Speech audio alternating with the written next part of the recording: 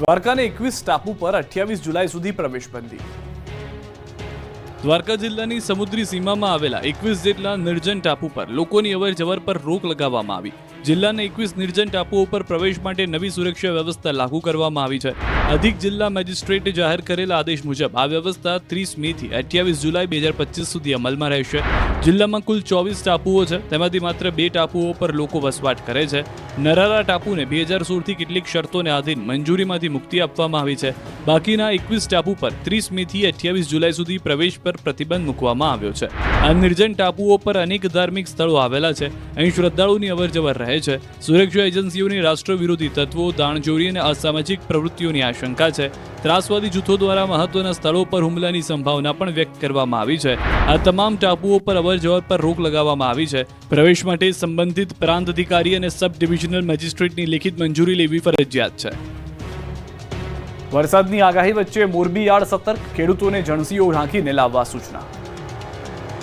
હવામાન વિભાગે દક્ષિણ ગુજરાત અને સૌરાષ્ટ્રમાં ભારે પવન સાથે વરસાદની આગાહી કરી છે, ત્યારે મોરબી માર્કેટિંગ યાર્ડ સતર્ક બન્યું છે।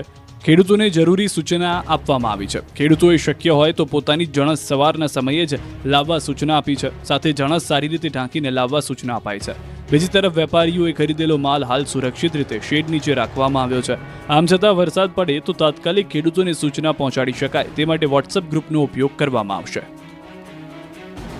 ઓબીસી અનામત લાગુ થયા પછી ગ્રામ પંચાયતોની પહેલી ચૂંટણી જાહેર। 22 જૂને 8,326 ગ્રામ પંચાયતની ચૂંટણી।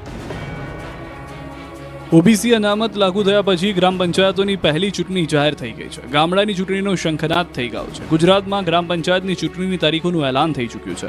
ગુજરાત રાજ્ય ચૂંટણી આયોગે રાજ્યમાં ગ્રામ પંચાયતો માટે સામાન્ય, વિભાજન અને પેટા ચૂંટણીની જાહેરાત કરી છે। કુલ 8,326 ગ્રામ પંચાયતોમાં મતદાન યોજાશે। 2 જૂને જાહેરનામું પ્રસિદ્ધ થશે। 9 જૂન સુધીમાં ઉમેદવારી ફોર્મ ભરી શકાશે। 10 જૂને ફોર્મ ચકાસણી થશે। 11 જૂન સુધીમાં ઉમેદવારી ફોર્મ પરત લઈ શકાશે। 22 જૂને 8,326 ગ્રામ પંચાયતની ચૂંટણી યોજાશે। 25 જૂને મતગણતરી થશે। આ સાથે રાજ્યભરમાં તાત્કાલિક અસરથી આદર્શ આચાર સંહિતાનો અમલ શરૂ થશે। સમગ્ર પ્રક્રિયા 27 જૂન સુધી પૂરી કરાશે।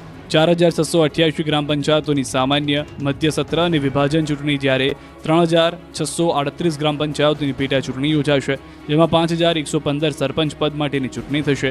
કુલ 44,850 વોર્ડની ચૂંટણી થશે, જેના માટે 16,500 મતદાન મથકો ઊભા કરાશે, જેમાં 28,300 મતપેટીનો ઉપયોગ કરાશે। કુલ 1,30,00,000થી વધુ મતદારો પોતાના મતાધિકારનો ઉપયોગ કરશે। ચૂંટણીમાં ઈવીએમના બદલે બેલેટ પેપરનો ઉપયોગ કરવામાં આવશે।